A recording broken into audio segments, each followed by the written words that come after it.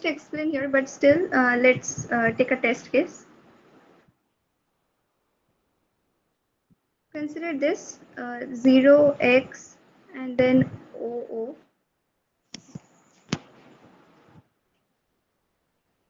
and x OOX. That is the first sample input that we have. Here we have this O character at the same position, means at the same index. So here the answer will be yes. And if we did not have, suppose if we had like this, then the answer would have been no. So this is the simple problem here. For this, the code that we will have is this one.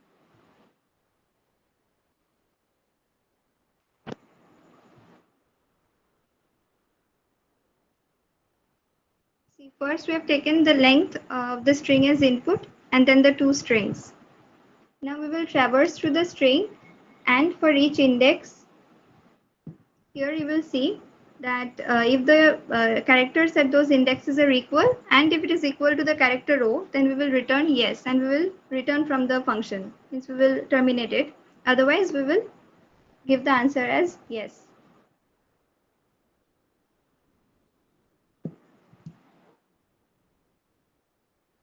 So do you have any doubts in this question? No. Okay. For the second question, you have solved it. So can you share your approach?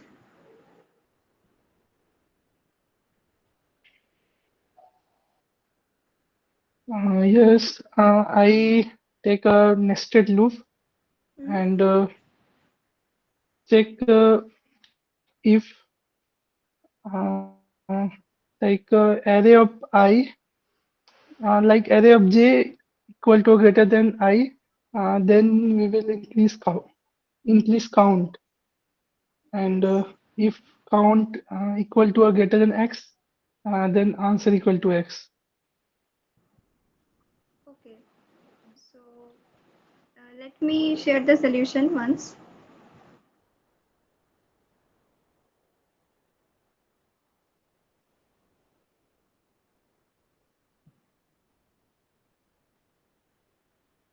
The question that we had over here is this one. We are given a sequence of non-negative integers a1 up to an of length n, and we have to find the maximum non-negative integer x that satisfies this criteria, that in this array A, the elements greater than or equal to x must appear at least x times, including duplicates. At least x times means it should be greater than or equal to x. Now observe the constraints over here. N is given up to 100. That means O of n square solution will pass over here. So what will be our approach here?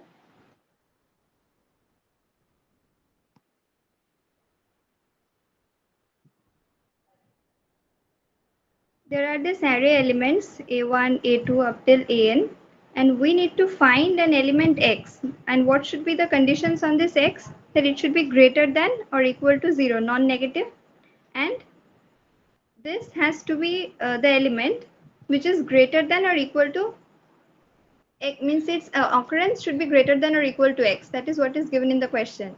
That is, it is in A, the elements greater than or equal to x appear at least x times, including duplicates. That means the number of elements in this array A should be greater than number of elements appearing in this array should be greater, means at least x times it should occur in the array A. So the approach that you shared, it is quite similar here. First, we'll run a loop from 0 to n. Now these are the potential answers for x, potential choices for x. Now why x up till n? Why this upper bound? Because in this array we have 0 to n, this many elements. So if an element x, if a number x has to be our answer, then it has to have its occurrence greater than or equal to n, right?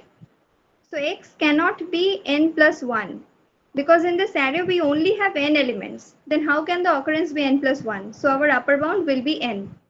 So that is why we will take the outer loop means our potential choices for x will be 0 to n. This will be our outer loop.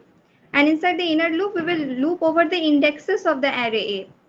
And then we will check that if in this array A, this element I, if it is greater than or equal to x, then we will do a counter plus plus.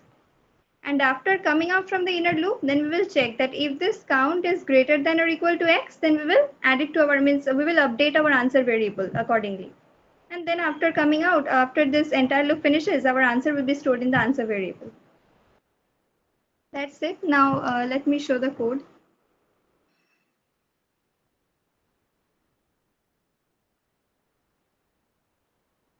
See here, we have taken the n as input, that is the size of the array, and then this is our answer variable. For the outer loop, we are looping over 0 to n. That is the potential choices for answer x, the element x which we are having. Next, the counter, the variable we have initialized. Now we are looping over the array indices.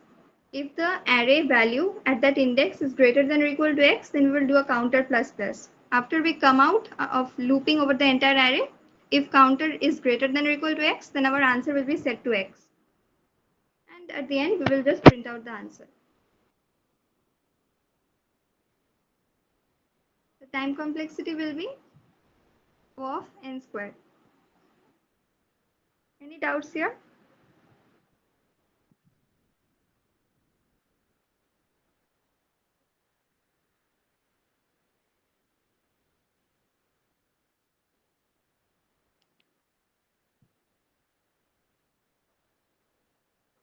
Did you understand, the one who could not solve this?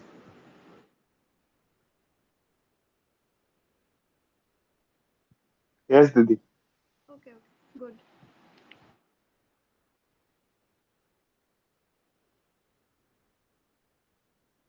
Okay, I'll move on with the third question.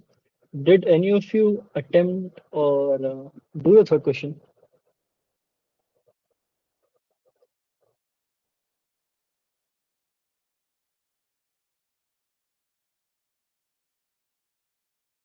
Did anyone at least read it?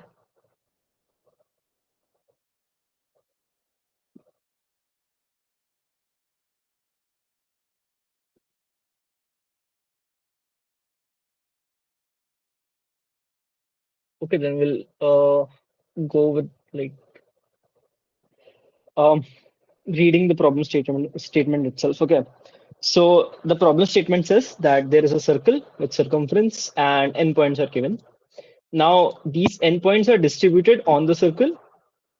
So what we have to do is find the number of integer triples, that is three unique points, 3 points that are at different positions, that satisfy that such that three of them make an equilateral triangle. Um, see,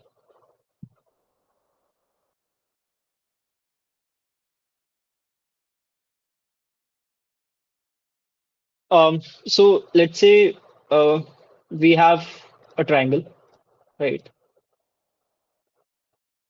And we have like any number of points. Cool. So we have a point here, we have a point here, we have a point here, and the position of these points are given. That is, there was an example given 1, 3, 4, 2, 5. So 1, 3, 4, 2, and 5. Now, what does this 2 and 5 mean? So this is the first point. If we move 2 units of distance, we will come to 3. If we move 1 unit of distance, we'll come to 4.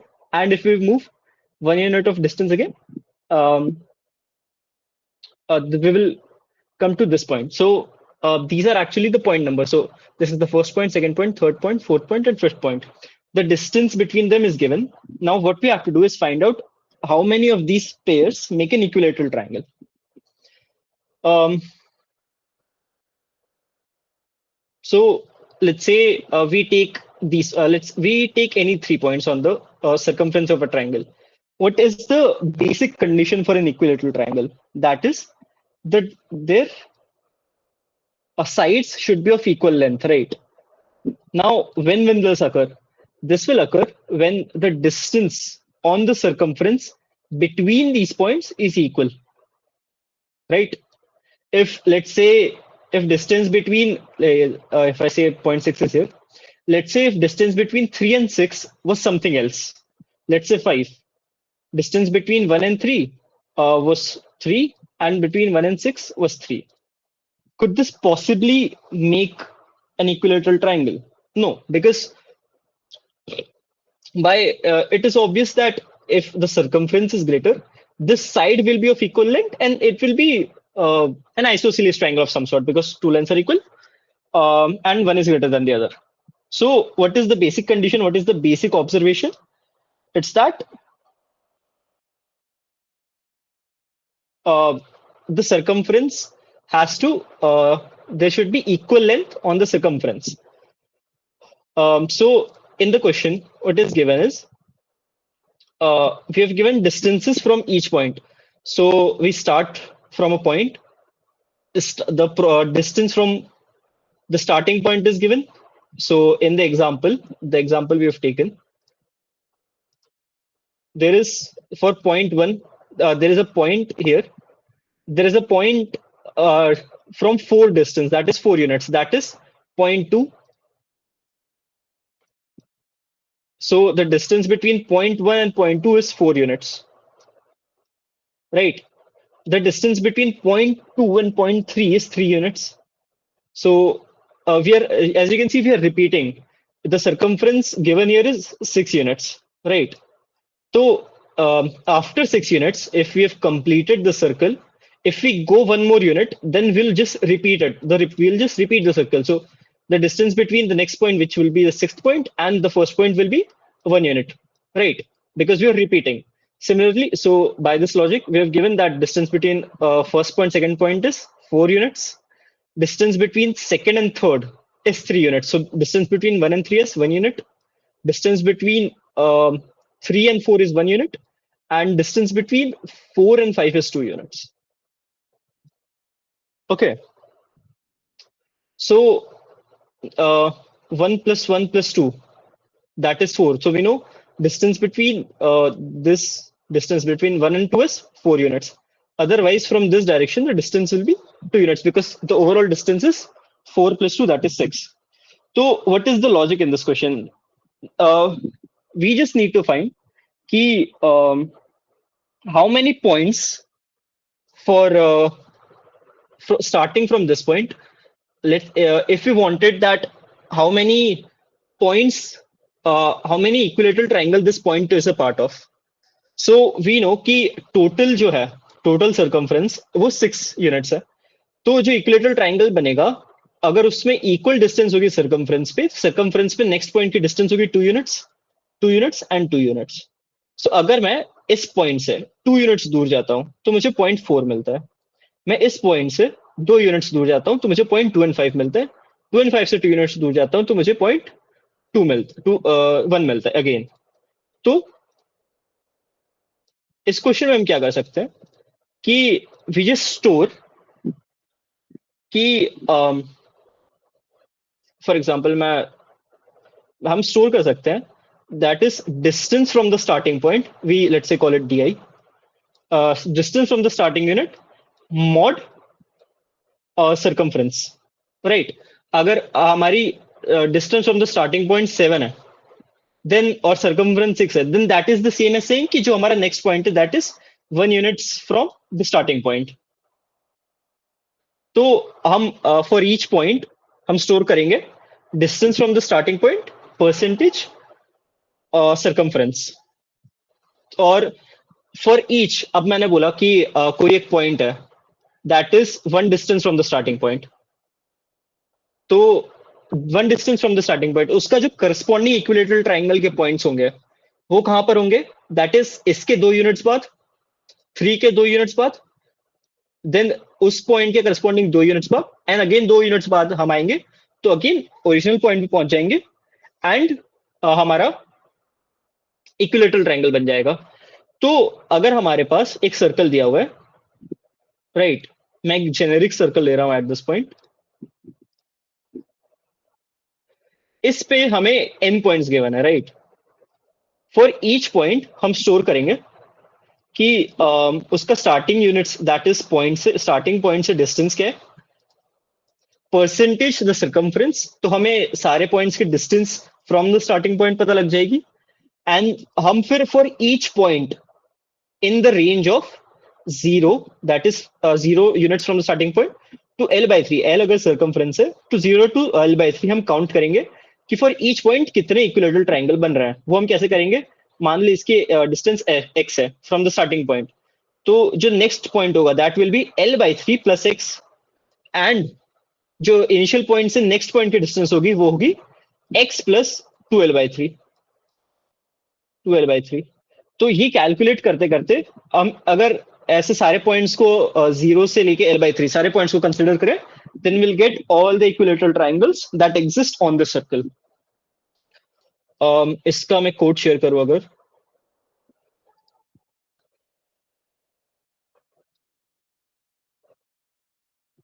तो यहाँ पे मैंने जो distance है NL, distance input लिए हैं। If L by 3 is not equal to 0, a percent is not equal to 0, then we know कि कोई equilateral triangle बन ही नहीं सकता, because we need to divide the circle into 3 equal parts in terms of circumference. तो if circumference 3 parts में divide नहीं हो सकते, then there can be no circle equilateral triangle formed. तो एक variable distance between each point of an equilateral triangle, prefix sum मैंने इसलिए किया है बिकॉज इन द क्वेश्चन उसमें distance from each point, if point 1 is at distance of 1 from starting, then next point की जो distance है वो उस पॉइंट से दी गई है। So the original distance from the starting point निकालने के लिए मैंने प्रीफिक्स सम किया, and then I have created an unordered map. Unordered map इसलिए to keep a track of distance from the starting point, starting point से जो distance है for each point, वो करस्पॉन्डिंग ऐसे कितने पॉइंट्स है जो उस पर्टिकुलर डिस्टेंस पे लाई करते हैं। तो उसके लिए मैंने एक अनऑर्डर्ड मैप बनाया, एंड देन मैंने जो लॉजिक बताया था 0 से लेके L by 3, दैट इज 0 से लेके L by 3 से तक मैंने इटरेट किया, and for each point I have multiplied if that point exist times that distance plus L by 3, and then that distance plus 2L by 3। तो ये करते करते I have created took the sum, I have took the sum, and ये करके मेरे पास total number of triangles आ गए हैं। तो अगर इस क्वेश्चन में कुछ भी डाउट हो तो पूछ सकते हो।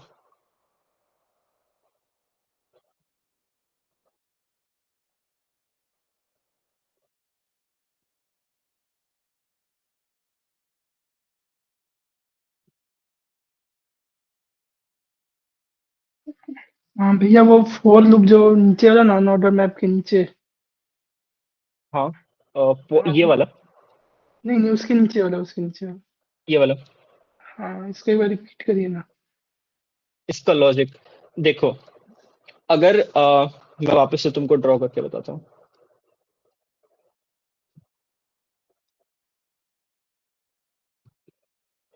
देखो,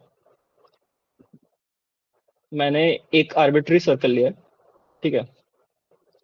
मुझे पता है for each point on the circle, ये स्टार्टिंग पॉइंट है मेरा, जिसकी स्टार्टिंग पॉइंट से डिस्टेंस ऑफकोर्स 0 होगी।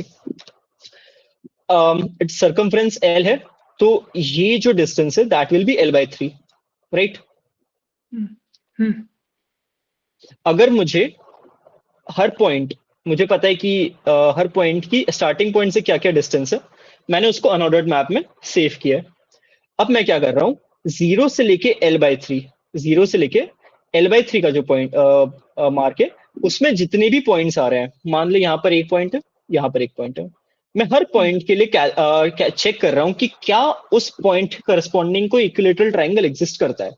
मतलब अगर कोई इक्विलेटरल ट्रायंगल एग्जिस्ट करता है, मान ले ये यूनिट है ये डिस्टेंस है 1 यूनिट, देन इसके करस्पॉन्डिंग जो इक्विलेटरल ट्रायंगल का पॉइंट बनेगा वो बनेगा L by 3 plus 1 पे। क्यों? बिकॉज अगर इक्विलेटरल ट्रायंगल एग्जिस्ट करता है, उनके बीच की डिस्टेंस L by 3 होनी चाहिए, राइट? तो मैं चेक कर रहा हूँ कि क्या L by 3 पे कोई पॉइंट है, एंड अगेन मैं चेक कर रहा हूँ क्या L by 1 plus 2 L by 3 पे कोई पॉइंट है। अगर यहाँ पर 2 पॉइंट है फॉर एग्जाम्पल, राइट, यहाँ पे पॉइंट है 5,9, यहाँ पर पॉइंट है 0.7, यहाँ पे पॉइंट था 0.1। अब मुझे पता है कि मैं एक बार एक कॉम्बिनेशन ले सकता हूँ। एक बार क्या कॉम्बिनेशन बने लगेगा मेरा,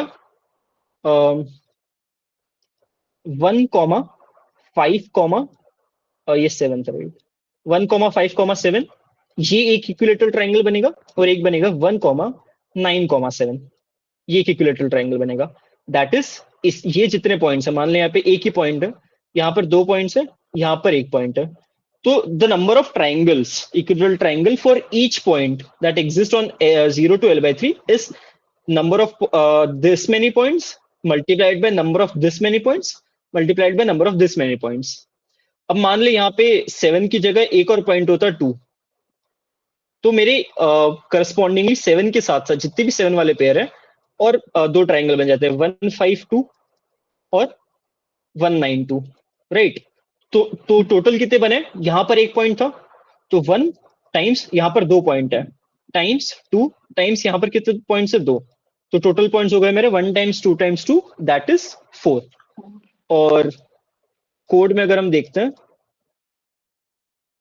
तो मैंने वही चीज की है, 0 से L/3 के लिए इटरेट किया है, दैट इज नंबर ऑफ, अगर आई पे कोई पॉइंट एग्जिस्ट करता है तो ये जितने पॉइंट्स हैं multiplied by I plus L/3 पे जितने पॉइंट्स है multiplied by I plus 2 L/3 पे जितने पॉइंट्स हैं।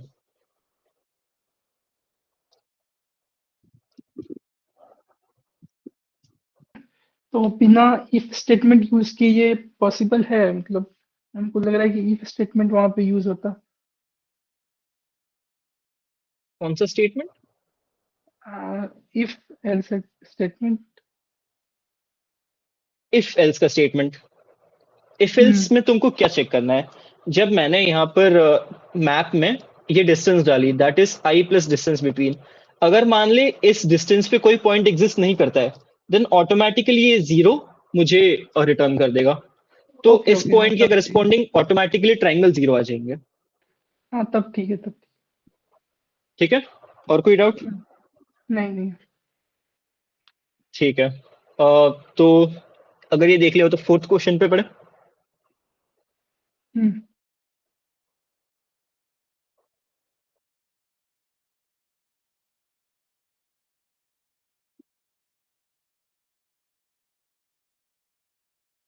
String rotation.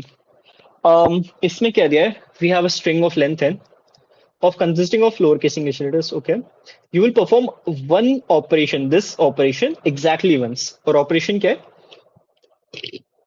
choose a contiguous substring of s with length at least 1 and cyclically shift it to the left by 1, that is choose integers l are belonging to 1 to n included and insert sl to the right of rth character of s and then delete the lth character of s, find the lexicographically smallest string among all possible string that can become that s can become after the operation, right।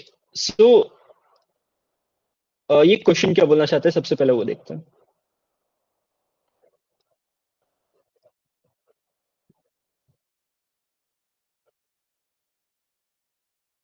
उसने बोला है कि मेरे पास एक string दी हुई है s1, like एक ही string है s2 s3 s4 s5 s6। सबसे पहली चीज बताओ, क्या तुम्हें लेक्सिकोग्राफिकली स्मॉलेस्ट का मतलब पता है? हाँ, जो अल्फाबेटिकली स्मॉलेस्ट हो। Right, exactly. तो अगर मान लो कि मेरे पास दिया हुआ है AAABCD, ये एक स्ट्रिंग है, और एक मेरे पास दिया हुआ है AACBCD, तो इसमें लेक्सिकोग्राफिकली स्मॉल कौन होगा? First one. फर्स्ट वाला, because at the first point of difference a भी सेम है, ए भी सेम है, यहाँ पर ए है, यहाँ पर सी है, राइट। तो इसमें जहां पे भी फर्स्ट डिफरेंस आ रहा है उसमें जो छोटा वाला कैरेक्टर है वो होगा हमारा लेक्सिकोग्राफिकली स्मॉलेस्ट। Okay cool. अब उसने बोला है हम एक ऑपरेशन परफॉर्म कर सकते हैं एग्जैक्टली वंस। क्या ऑपरेशन है? We have to select a substring, contiguous substring, right, we have to select a contiguous substring, for example, S3, S4, S5, and we have to cyclically shift it to the left ones. उसका मतलब क्या हुआ, अगर मेरे पास S3, S4, S5 दिया हुआ है, then इसको लेफ्ट में एक शिफ्ट करना है, मतलब S3 उठ के यहाँ पर आ जाएगा, दैट विल S3 यहाँ पर आ जाएगा, और जो हमारी फाइनल स्ट्रिंग बनेगी वो होगी S4, S5, S3. नाउ एक बार हमें ये ऑपरेशन एक बार परफॉर्म करना है कंटिन्यूअस सबस्ट्रिंग लेके, and we have to make the lexicographically smallest string. Now अब कोई भी अगर मुझे स्ट्रिंग दिए, मैं उसको एक ग्राफ में रिप्रेजेंट करता हूँ फॉर बेटर अंडरस्टैंडिंग. मान ले कि मेरे पास एक स्ट्रिंग है ए बी सी, एक स्ट्रिंग है मेरे पास सी बी. मैं ग्राफ ऐसा बना रहा हूँ कि for each character, first character, third character, first character, second character, third character, I will plot at what number that alphabet goes. So first character A है, A के पोजीशन है 1, B second position है 2, C third character की position है 3. तो इसमें कुछ ऐसा ग्राफ बनेगा अगर मैं प्लॉट करता हूँ. वेयर एज मैं सेकंड वाली स्ट्रिंग लेता हूँ, इसमें C फर्स्ट कैरेक्टर का इंडेक्स है 3, सेकंड कैरेक्टर का इंडेक्स है 2, थर्ड कैरेक्टर का इंडेक्स है 1. तो इसका कुछ ऐसा ग्राफ बनेगा. नाउ अपन एक जेनेरिक स्ट्रिंग लेके देखते हैं, एक जेनेरिक स्ट्रिंग, उसका एक ग्राफ प्लॉट करते हैं. Right, I will take an arbitrary string. कुछ मान ले इंक्रीज हो रहा है, then decrease, then increase, decrease, increase, decrease, increase, decrease, something like this. Okay, अब क्या है कि अब मैं अगर बोलता हूं कि यहाँ पर ए था, यहाँ पर बी था, सी था, डी था, ई था, एफ था, मैं कुछ भी अरेंज कर लूं, राइट, मैं इसको कुछ भी अरेंज कर लूं, इसमें मैं कोई भी स्मॉल स्ट्रिंग नहीं बना सकता, बिकॉज साइक्लिक लेफ्ट शिफ्ट में क्या हो रहा है, जो फर्स्ट कैरेक्टर है वो उठ के पीछे जा रहा है. तो अगर ए उठ के पीछे जाएगा तो बी फर्स्ट आ जाएगा. दैट मीन्स कि वो जो स्ट्रिंग है वो लेक्सिकोग्राफिकली पहले स्मॉलर थी, अब बड़ी हो गई है. सिमिलरली अगर मैं बी के साथ करता हूँ, बी को उठा के पीछे ले जाऊंगा तो सी आ जाएगा आगे, मतलब वापस से बड़ी हो गई है. अब मान ली यहां पर ई था, यहां पर आ गया ए के बाद बी, देन एच. बट अगर मैं बोलता हूं कि जैसे ही इस ग्राफ में डिप आया, ई था, ए हो गया. अगर अब मैं ई को ले जाकर वहां बैठाता हूं पीछे, फॉर एग्जाम्पल मैंने ए के पीछे बैठाया, तो क्या हो गया, पहले था ई ए बी एच, अब बन गया ए बी ई एच. तो कौन सा, पहले वाला ज्यादा छोटा है या फिर सेकंड वाला ज्यादा छोटा है?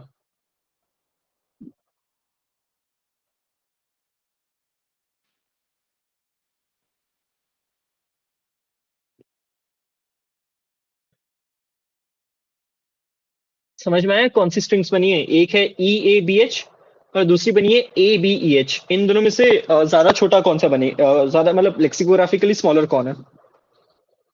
ABEH. Second one. Second one, right. तो मैंने क्या लॉजिक लगाया है यहाँ पर, मैंने एक चीज ऑब्जर्व की है कि whenever there is a first dip, जैसे ही I encounter an element, I encounter a letter जिसके बाद वाला लेटर उससे छोटा है, तो मैं इस लेटर को उठा के पीछे भेज सकता हूं ताकि मेरी जो स्ट्रिंग बने will be lexicographically smaller. Does that make sense? क्या ये लॉजिक समझ में आता है? हाँ. राइट, इंटुइटिव है, लॉजिकल है.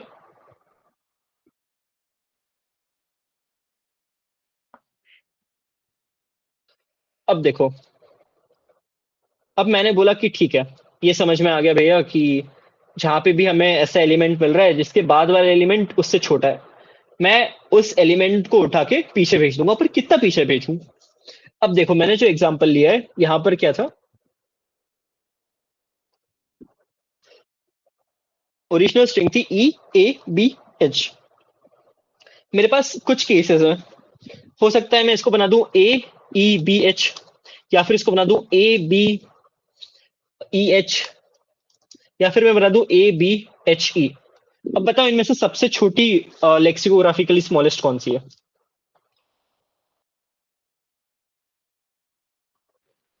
Third one.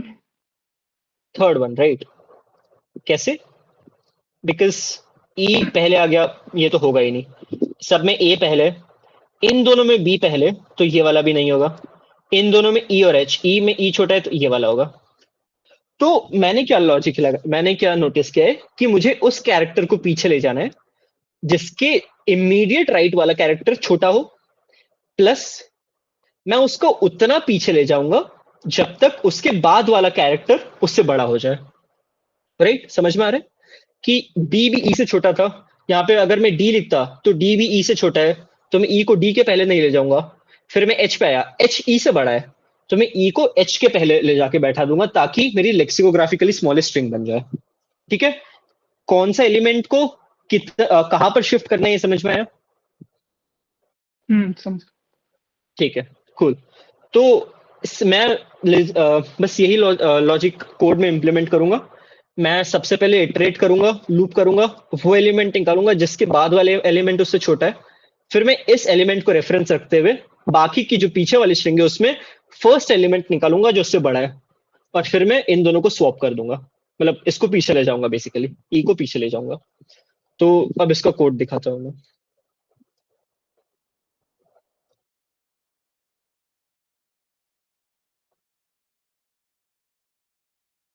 देखो, स्ट्रिंग लिया है एस, इंडेक्स ऑफ ड्रॉप, मैंने जो ग्राफ दिखाया उसमें एक ड्रॉप आ रहा था, राइट? पहले इंक्रीज हो रहा था एंड देन डिक्रीज हो रहा था। तो जो एलिमेंट जिसके जस्ट बाद वाला कैरेक्टर, जो एलिमेंट जिसके जस्ट बाद वाला कैरेक्टर बड़ा है, राइट? सॉरी, जो एलिमेंट जिसके जस्ट बाद वाला कैरेक्टर उससे छोटा है, मैंने उसका इंडेक्स इंडेक्स ऑफ ड्रॉप में सेव कर लिया है, राइट? तो if the next character, if s of I plus 1 is greater or equal than s of I, then मेरे को उस एलिमेंट का कुछ फर्क नहीं पड़ता, बिकॉज लेक्सिकोग्राफिकली स्मॉल बनाने में उसका कुछ कंट्रीब्यूशन नहीं है। कंट्रीब्यूशन किस चीज का है? जिस एलिमेंट के जस्ट बाद वाला कैरेक्टर, जो एल्स में आ रहा है, जिस एलिमेंट कैरेक्टर के जस्ट बाद वाला कैरेक्टर उससे छोटा हो, उसका मैंने इंडेक्स सेव कर लिया है इंडेक्स ऑफ ड्रॉप में, एंड मैंने लूप ब्रेक कर दिया बिकॉज मेरे को अभी बाद वाली स्ट्रिंग का फर्क नहीं पड़ता ना। अब एक कंडीशन आएगी कि ऐसा कोई एलिमेंट इंक्रीज एग्जिस्ट ही नहीं करता है। फॉर एग्जांपल कोई स्ट्रिंग है ए बी सी डी ई, इसमें ऐसा कोई कैरेक्टर नहीं है जिसके बाद वाला कैरेक्टर उससे छोटा हो। बी ए से बड़ा है, सी ए से बड़ा है, डी सी से बड़ा है, ई डी से बड़ा है। तो मतलब मैं इसमें कोई भी ऑपरेशन, किसी भी सबस्ट्रिंग पे ऑपरेशन परफॉर्म कर दूं, वो स्मॉलर नहीं बन सकता। लेक्सिकोग्राफिकली स्मॉलर बनाना इसको पॉसिबल नहीं है। तो जो ओरिजिनल स्ट्रिंग थी मैं उसी को रिटर्न कर दूंगा, राइट? अब मैंने एक बनाया है इंडेक्स टू प्लेस टू, मतलब ये जो कैरेक्टर था मेरा, जो जिसको मुझे पीछे भेजना है, उसको मैं कहां पर भेजूंगा, अब मैं वो इंडेक्स निकालूंगा। वो इंडेक्स में कैसे निकालूंगा? मैंने इंडेक्स ऑफ ड्रॉप इस कैरेक्टर तक तो अपना लूप चला लिया है, अब इसके बाद का मुझे लूप चलाना है। इसका बाद का लूप मैं कैसे चलाऊंगा? इंडेक्स ऑफ ड्रॉप से स्टार्ट करूंगा, एन तक चलाऊंगा कि अगर मुझे कोई ऐसा कैरेक्टर मिलता है which is greater then S of index of drop, index of drop वाले कैरेक्टर से कोई बड़ा कैरेक्टर मिलता है, तो मैं उसको सेव कर लूंगा index to place two and loop break कर दूंगा। नाउ दो केस होते हैं, मुझे कोई ऐसा कैरेक्टर मिलता ही नहीं है जो उससे बड़ा हो।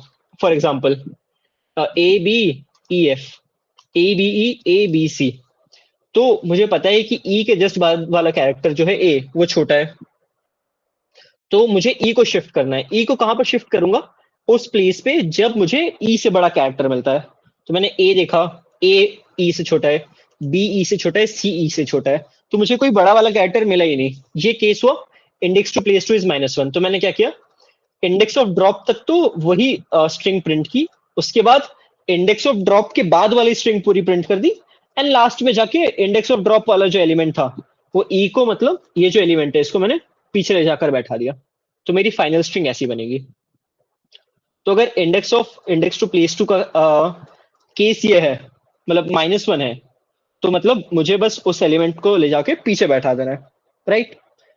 अब एक केस होता है जिसमें नहीं, -1 नहीं है, कोई ऐसी जगह है जहां पर मुझे हाँ उस एलिमेंट को शिफ्ट कराना है, तो मैं क्या करूंगा, इंडेक्स ऑफ ड्रॉप के पहले वाली जो स्ट्रिंग है उसको ऐसा कैसा प्रिंट करा दूंगा, इंडेक्स ऑफ बाद की जो स्ट्रिंग है until index to place two वाली, उस स्ट्रिंग को ऐसा कैसा प्रिंट करा दूंगा, देन जो मेरा इंडेक्स ऑफ ड्रॉप वाला एलिमेंट था, कैरेक्टर था, उसको प्रिंट करा दूंगा, and then index to place two के बाद वाली जो भी स्ट्रिंग है फलाना ढिमकाना, उसको प्रिंट करा दूंगा, राइट।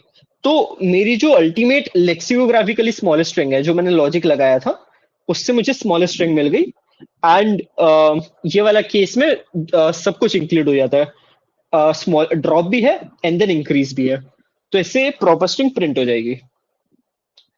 क्या ये समझ में आया? हाँ समझ गए। कूल, फिर इसमें कोई डाउट? नहीं नहीं कुछ नहीं, इजी है। राइट, ठीक है। इजी है तुम बोल रहे हो, कॉन्टेस्ट के दौरान किया था तुमने? नहीं वहां पे हार्ड लग रहा था, पर आप बहुत इजी अच्छे से समझाए, मतलब अब बहुत इजी लग रहा है। अच्छा अच्छा, ठीक है ठीक है। चलो एक फाइनल क्वेश्चन, ई क्वेश्चन ई एक बार देख लेते हैं।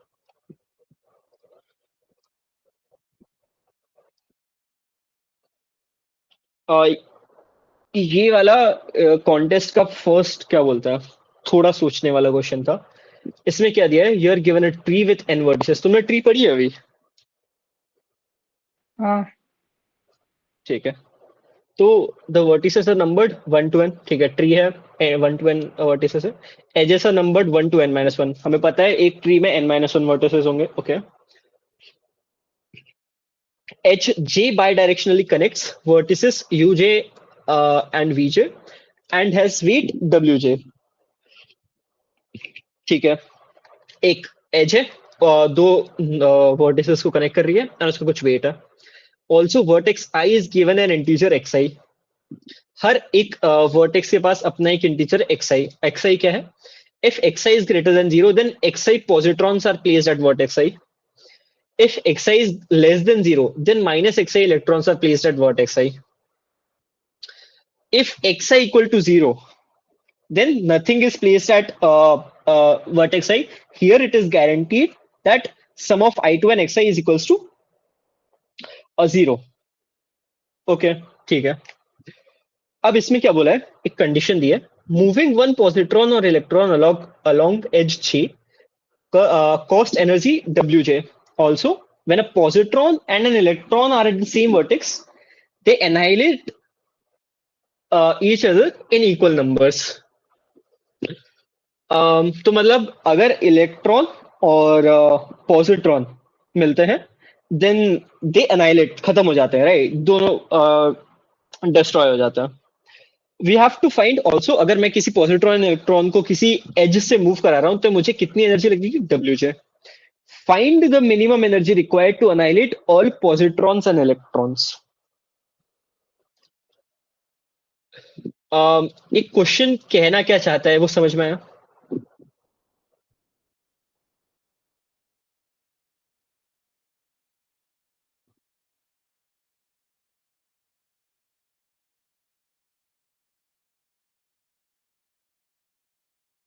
देखो, ट्री का क्वेश्चन है तो हो सकता है तुम्हें लॉजिक कैसे इसको इम्प्लीमेंट करना हो या फिर कैसे सॉल्व करना है, हो सकता है वो तुम्हें लाइक खुद से ना सोच पाओ, बट एटलीस्ट क्वेश्चन कहना क्या चाहता है कि एक ट्री है, हर वर्टिस पे कुछ ना कुछ पॉजिट्रॉन या फिर इलेक्ट्रॉन दिए हुए, अगर हमें किसी पॉजिट्रॉन इलेक्ट्रॉन को किसी वर्टेक्स से मूव करवाना है, एच किसी एक वर्टेक्स से दूसरी वर्टेक्स पे ले जाना है, तो हमें उस एच का जो वेट है उतना वेट एनर्जी लगेगी, एंड हमें बताना है कि अगर हमें सारे पॉजिट्रॉन और इलेक्ट्रॉन को डिस्ट्रॉय करना है, एनाइलेट करना है, तो हमें मिनिमम कितनी एनर्जी लगेगी, ठीक है। ये बेसिकली क्वेश्चन क्या कहना चाहता है, इतना क्या समझ में आया?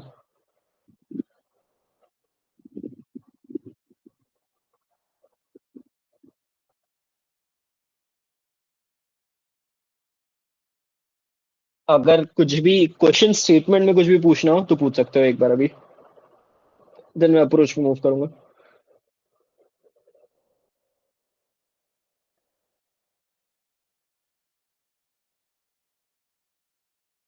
नो क्लैरिफिकेशन, अच्छा ठीक है। मैं एक बार इसको सॉल्व करने की अप्रोच क्या है, इसमें क्या क्या ऑब्जर्वेशन चाहिए थे, एक बार वो बता देता हूँ।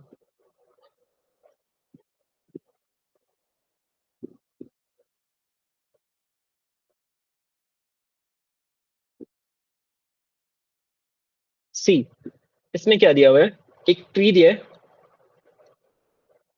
ठीक है, कुछ कुछ वर्टिसेस है, हर्ट वर्टेक्स पे कुछ xi नंबर है, वर्टेक्स 1 है मान ले तो vertex 1, x2, x3, x4, x5 etcetera etcetera. हर एक वर्टेक्स पे मुझे कुछ इलेक्ट्रॉन्स है तो पॉजिट्रॉन दिए हुए हैं। अगर xi इज ग्रेटर देन 0, अगर xi is greater than 0 then positron है xi, अगर लेस देन 0 है then minus of x2 electrons है। अब मुझे ये बोला जा रहा है कि अगर मैं यहाँ पर मान ले इलेक्ट्रॉन से 5 इलेक्ट्रॉन्स है, यहाँ पर 5 पॉजिट्रॉन्स है, बाकी सब पे 0 0 0 0 पॉजिट्रॉन, ना ही पॉजिट्रॉन ना इलेक्ट्रॉन है, इसका वेट है मान ले 10, राइट। तो मुझे बोला जा रहा है अगर मैं 5 इलेक्ट्रॉन को ले जाकर इन पॉजिट्रॉन से मिलवाता हूँ, देन मुझे 5 times 10 that is 50 units of energy spend करना पड़ेगी। एंड जब 5 इलेक्ट्रॉन और पॉजिट्रॉन मिलेंगे देन सारे दोनों ही 5 positron as well as 5 electron destroy हो जाएंगे। तो इस क्वेश्चन में ये जो मैंने पर्टिकुलर ग्राफ लिया है, इसमें मुझे 50 एनर्जी, मिनिमम 50 एनर्जी स्पेंड करना पड़ेगी, बिकॉज या तो मैं राइट से लेफ्ट भेजू या x2 से x4 भेजू या तो x4 से x2, same amount of energy लग रही है, राइट। तो इसमें अगर हम कुछ बेसिक ऑब्जर्वेशंस देखें, राइट, कि मुझे दिया हुआ है कि बस एक ट्री दिया हुआ है, ठीक है, मुझे ये नहीं बोला है कि मुझे ये बोला गया है कि कुछ भी साइक्लिक कंपोनेंट नहीं है, राइट, बिकॉज ट्री में साइक्लिक कंपोनेंट नहीं मिलेगा। अगर मैं किसी एक वर्टेक्स है किसी सेकेंड वर्टेक्स का इमेजिन करता हूँ, मान ले मेरे पास यहाँ पर कुछ इलेक्ट्रॉन या पॉजिट्रॉन होते हैं सॉरी xi, यहाँ पर कुछ होता है xj, मुझे जितनी एनर्जी इन xj को xi तक ले जाने में लगेगी, अज्यूमिंग कि उतने ही other like opposite atoms xi से xj आ रहे हैं, देन मुझे सिमिलर एनर्जी लगेगी, राइट।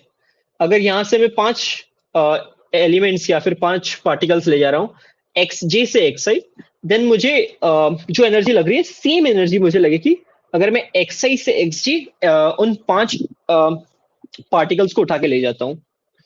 तो इस क्वेश्चन में एक अप्रोच जो या फिर एक ऑब्जर्वेशन जो तुम लगा सकते हो दैट इज कि अगर if I pick any one point, कि मान ले सारे मुझे, मैं यहाँ पर जो है मुझे मिनिमम एनर्जी निकालना है, राइट।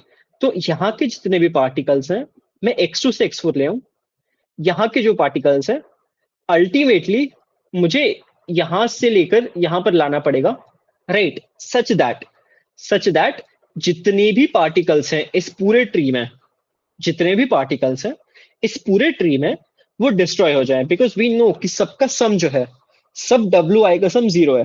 तो अगर मैं हर नोड के जो भी पार्टिकल्स हैं उन्हें एक सेंट्रल या फिर किसी भी एक नोड पे ले आता हूं, तो सबका सम जो है, सारे एजेस या फिर नोड्स का जो सम है, वर्टिसेस का सम है, वो 0 हो जाएगा एंड हमें एनर्जी मिल जाएगी, एक पर्टिकुलर एनर्जी मिलेगी, हो सकता है वो मिनिमम ना हो, बट हमें एक एनर्जी मिल जाएगी उन सारे एलिमेंट्स पॉजिट्रॉन और इलेक्ट्रॉन्स को डिस्ट्रॉय करने के लिए।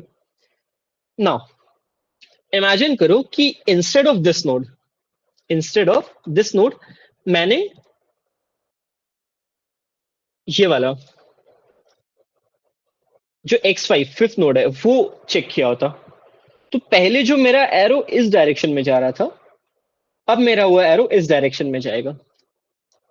बट सी, अगर यहां से लेकर फॉर एग्जांपल यहां पर x नहीं a लेता हूं मैं, a पार्टिकल्स है, यहां पर -a पार्टिकल्स है, तो ऊपर से नीचे आने में मुझे जो एनर्जी लग रही है for a particles, that will be the same energy that will be required to go x5 to x4 for negative a particles. Point is कि इन दोनों पे अगर इक्वल नंबर ऑफ पार्टिकल्स है then direction does not matter, right? Direction of the movement of particles that is either positron और electron does not matter. Same logic, मैं ये same logic लगाऊंगा for each and every edge in this tree. So what happens is, if I pick any node, for example, node 1, if I pick node 1 and I direct all of the particles to that particular node, what ends up happening is through observation, we see that the energy that is required will be the same if I were to choose some other edge or some other vertex rather, right? So what I can do in this question is that from this vertex, that is this first vertex, I start a depth first search. Depth first search में मैं क्या कर रहा हूँ? I recursively find the deepest point. I return the number of elements that exist on this point, and I multiply it with the weight of this edge. Now I do recursively edge depth first search. इस पे जितने particles थे, I return that, and I end up multiplying this. ये जो weight है, इस edge का weight है, I multiply end up this return value with the weight. Now अब अगर यहाँ पर positron थे, यहाँ पर electron थे, तो दोनों जब मिलेंगे, there will be a net either positron or electron or maybe zero, but we'll ignore that case for now, right? यहाँ पर I will end up with some number of either positron or electron. So when the next iteration, when I come back from DFS, I will return the number of positron or electron that ended up on this vertex. जब इन दोनों vertex के positron electron particles मिले, तब इस point पे जो ultimately particles है मैं उसको return करूंगा, and I'll end up multiplying it with the weight of this one. Similarly, मैं इसमें भी इस वाला जो vertex थी या फिर ये वाला जो branch था tree का, उसमें depth first search लगा चुका हूँ. इस वाले branch of tree में DFS लगा चुका हूँ. Now I'll come to this. मैं इसमें से जो भी particles हैं, x2 particles हैं, वो return करूंगा, and I'll end up multiplying that कि this particles x2 multiplied by that weight of this edge. And what I'll do is, मैं जितने भी branches में गया था, except the original branch, right? Except the original branch. Original branch मेरी ये थी, right? Except the original branch, मैं जिस भी branch में गया हूँ, मैं सबका सम कर दूंगा. तो what I'll end up getting is कि मैंने यहाँ से ये पार्टिकल भेजे, यहाँ से सारे पार्टिकल भेज दिए, यहाँ से सारे पार्टिकल भेज दिए. I'll end up with some amount of either positron or electron. वापस मैं DFS में पीछे आऊंगा. मैं ये जो ultimately total result of particle है, I'll multiply that with weight. मैं इसमें आऊंगा, इसके particles भेजूंगा, I'll multiply that by weight. ये जो दो branches, ये जो एक ये ब्रांच और एक ये ब्रांच, ये जो दो ब्रांच है, इन दोनों के पार्टिकल्स को मैं सम करूंगा और उस पार्टिकल को मैं वापस से यहां पर ले आऊंगा. And I know for a fact कि जब ये पार्टिकल्स यहां पर आएंगे, सब क्योंकि मैं सारे ईच एंड एवरी वर्टेक्स को इस ब्रांच इस ट्री में चेक कर चुका हूं, जो टोटल सम आएगा इस नोड 1 पे, दैट विल बी 0. एंड जो टोटल एनर्जी मैंने कैलकुलेट किया, that is the total cost जो मैंने कैलकुलेट किया, that will be minimum through the observation or result that we came to. तो ये है इस क्वेश्चन का basic approach. Does that make sense? Any doubt? कुछ भी समझने में अप्रोच में? ठीक है भैया, समझ गए. पक्का कुछ लाइक अप्रोच में कुछ डाउट नहीं है? कुछ समझना चाहते हो नहीं. कैसे इसमें क्या रिटर्न किया? Okay, cool. तो ये है इस क्वेश्चन का बेसिक अप्रोच. और वैसे बेसिकली ये इम्प्लीमेंटेशन क्वेश्चन ही था, but I will show you the code as well.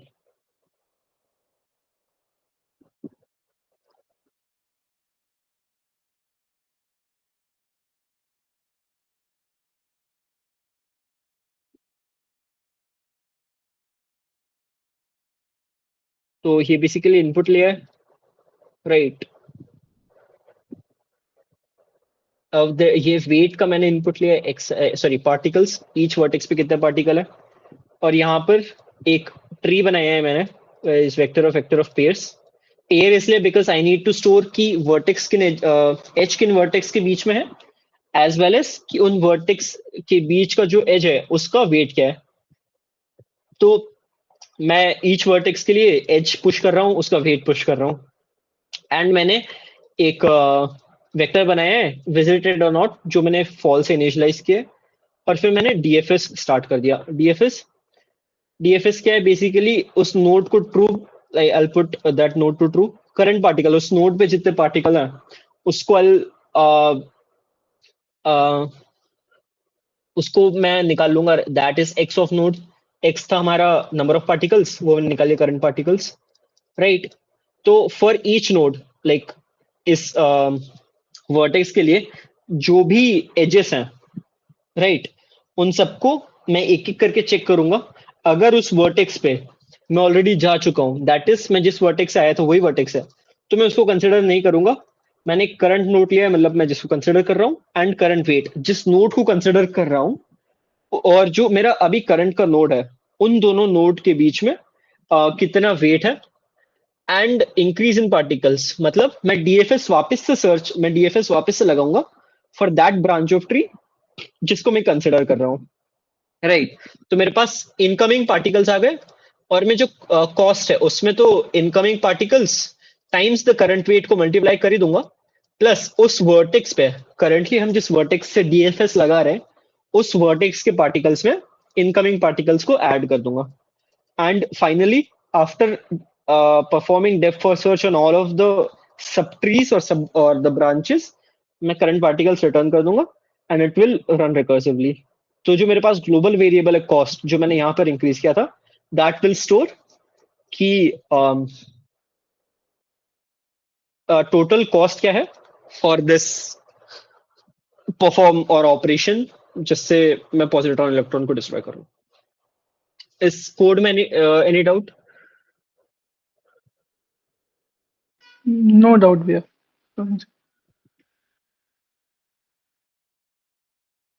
Cool, ठीक है।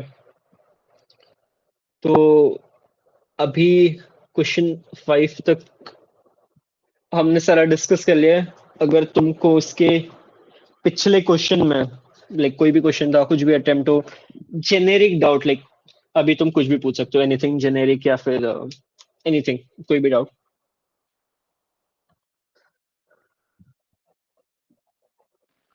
कोई डाउट नहीं भैया, सारा डाउट क्लियर हो गया। ओके, कूल, ठीक है। देन आज का पीसीडी यहीं पर एंड करते हैं। थैंक यू भैया।